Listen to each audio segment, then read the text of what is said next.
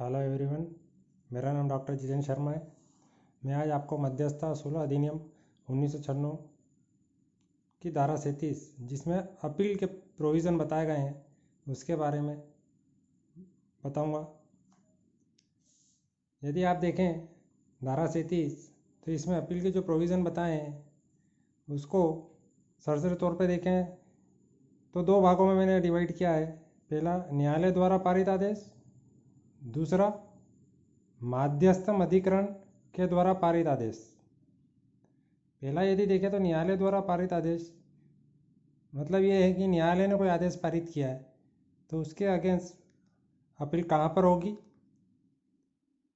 और वो कौन कौन सी धारा है जिसके विरुद्ध अपील की जाएगी। क्योंकि जैसा आपको पता है कि मध्यस्थता सुलह अधिनियम में किसी भी धारा के खिलाफ, हर धारा के खिलाफ कोई अपील नहीं होगी। उसमें स्पेशल प्रोविज़न धारा 37 में दिए हैं। तो उसको मैंने दो भाग में डिवाइड किया है। पहला, न्यायालय के द्वारा पारित आदेश, जिसमें देखेंगे कि न्यायालय ने जो धारा 9 में पारित किए गए हो। अब धारा 9 देखें। धारा 9 ये कहती है कि यदि न्यायालय ने कोई इंटरिम रिलीफ उपाय दिया है तो उसके अगेंस्ट अपील की जा सकेगी। तो यहाँ हमने देखा धारा 9 के अगेंस्ट यदि न्यायालय ने आदेश दिया है, ध्यान रखें आप, न्यायालय ने आदेश दिया, मध्यस्थता अधिकरण ने नहीं, न्यायालय ने यदि कोई आदेश दिया है धारा 9 में तो उसके अगेंस्ट अपील होगी धारा 37 में। दूसरा, और आगे चलें, इसमें जो धारा 34 में पारित किए गए आदेश, धारा 34, यदि न्यायालय ने धारा 34 के तहत कोई आदेश दिया है तो उसके खिलाफ भी अपील धारा 37 में होगी। यदि हम देखें धारा 34 में यहाँ तक प्रश्न है कि यदि किसी आर्बिट्रेटर को नियुक्त करना है या पास करना है, उसके खिलाफ कोई न्यायालय में गया है, न्यायालय ने कोई आदेश पारित किया है तो उसके अगेंस्ट धारा 37 में अपील होगी। तो हमने पहला पोर्शन देखा कि न्यायालय के द्वारा पारित आदेश जिसमें धारा 9, धारा 34, यदि न्यायालय ने कोई आदेश दिया धारा 9 और धारा 34 में तो उसकी अपील धारा 37 में होगी। दूसरा आगे देखते हैं, मध्यस्थता अधिकरण के द्वारा पारित आदेश, आर्बिट्रल ट्रिब्यूनल के द्वारा यदि कोई आदेश दिया है, या न्यायालय शब्द नहीं, आर्बिट्रल ट्रिब्यूनल के द्वारा यदि आदेश दिया है, जो धारा 16(2), जो धारा 16 सब क्लास 3 के तहत दिए हैं। तीसरा, जो धारा 17 में पारित किए गए हैं के खिलाफ यदि कोई आदेश हैं या मध्यस्थम अधिकरण ने कोई आदेश पारित किए हैं तो ही अपील धारा 37 में होगी। तो इस प्रकार यदि हम सरसरी तौर पे देखें तो 2A और 3A, इस प्रकार कुल 5 प्रकार के यदि कोई ऐसे आदेश है तो धारा 37 में अपील होगी, अन्यथा किसी आदेश की अपील नहीं होगी।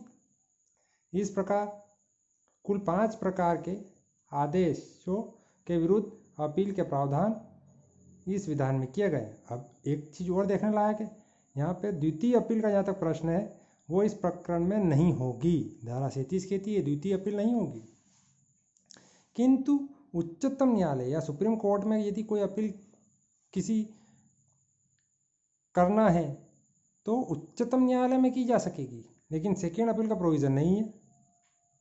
अब यहाँ देखें, अपीलों के लिए लिमिटेशन का प्रश्न का यहाँ तक आएगा तो उसके लिए हमें इस अधिनियम की धारा 43 देखना पड़ेगा और उस समय उसको पढ़ेंगे 43 को।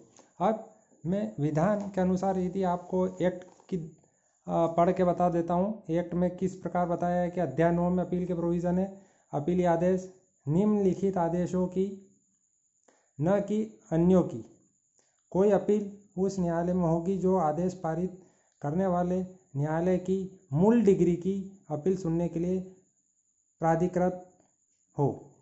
जिस प्रकार ये कहना चाह रहे हैं कि सिविल मामलों में जिस प्रकार न्यायालय जहाँ पर अपील होती है वही अपील सुन सकेगा, तो यहाँ पे वही है कि अपीली न्यायालय में ही अपील होगी। तो ये कहता है कि धारा 9 के अधीन किसी भी उपाय को मंजूर करना या मंजूर करने से इनकार करना, बी कहता है कि धारा 34 के अधीन मध्यस्थम पंचायत अपास करना या अपास करने से इनकार करना। तो इसके अगेंस्ट यदि देखें तो मैंने आपको पहले ही बता दिया कि ये न्यायालय के द्वारा आदेश पारित किया गया धारा 9 और धारा 34 में, तो इसकी अपील धारा 37 में होगी। दूसरा कह रहा है कि मध्यस्थम अधिकरण आर्बिट्रेशन ट्रिब्यूनल, मैंने आपको इसलिए ये पढ़ के एक्ट के अनुसार बता रहा हूँ, इसकी लैंग्वेज थोड़ी क्लिष्ट है लेकिन आपको समझ में आ जाए इस वजह से। तो मध्यस्थ अधिकरण के द्वारा ए में देखें तो धारा 16 की उपधारा 2 उपधारा 3 में निर्दिष्ट अभिवचन स्वीकार करने के, या बी धारा 17 के अधीन किसी भी अंतरिम उपाय को मंजूर करना या मंजूर करने से इनकार करने के, किसी भी आदेश से अपील न्यायालय को भी होगी। तो यहाँ 16(2) 16(3) ये कहती है कि 16(2) में यदि कोई आक्षेप लगा दिए आर्बिट्रेटर पे कि ये आर्बिट्रेटर जो साहब है कि ये आर्बिट्रेटर पक्ष ले रहे हैं या अधिकार क्षेत्र से बढ़ के काम कर रहे हैं, या 16(2) कहते हैं कि आर्बिट्रेटर को क्षेत्राधिकार नहीं है, 16(3) कह रहे हैं कि आर्बिट्रेटर ने अपने अधिकार क्षेत्र से बाहर जाके कार्य किया है। तो इस प्रकार आर्बिट्रेटर के इन दोनों प्रकार के आदेशों के विरुद्ध अपील अगर देखें तो धारा 37 में होगी।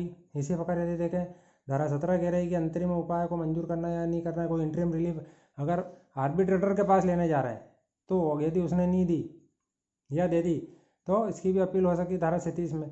यहाँ धारा 17 देखें तो धारा 17 में कह रहा है इंटरिम रिलीफ कौन दे रहा है, आर्बिट्रेटर। लेकिन धारा 9 न्यायालय यदि इंटरिम रिलीफ दे रहा है तो 37 में अपील होगी, न्यायालय धारा 9, और धारा 17 आर्बिट्रेटर ट्रिब्यूनल दे रहा है तो इस प्रकार अपील होगी। तो यहाँ देख लिया हमने 5 प्रकार के ऐसे कोई आदेश उनकी अपील होगी। धारा अब इसकी 3 सेक्शन के तक इस धारा के अधीन अपील में पारित किसी भी आदेश से द्वितीय अपील नहीं होगी, किंतु इस धारा की कोई भी बात सुप्रीम कोर्ट में अपील करने के किसी भी अधिकार पर प्रभाव न डालेगी या उसे छीन न लेती। तो इस प्रकार हम देखें तो यहाँ पर मैंने आपको एक समझाने का प्रयास किया है विधान इस एक्ट के अनुसार, इसको पढ़ के मैंने आपको सुनाया प्रयास किया है। मुझे ऐसा लगता है कि आपके समझ में आ गया होगा। अब नेक्स्ट लेक्चर में मैं आगे आपको अगला बताऊंगा। धन्यवाद।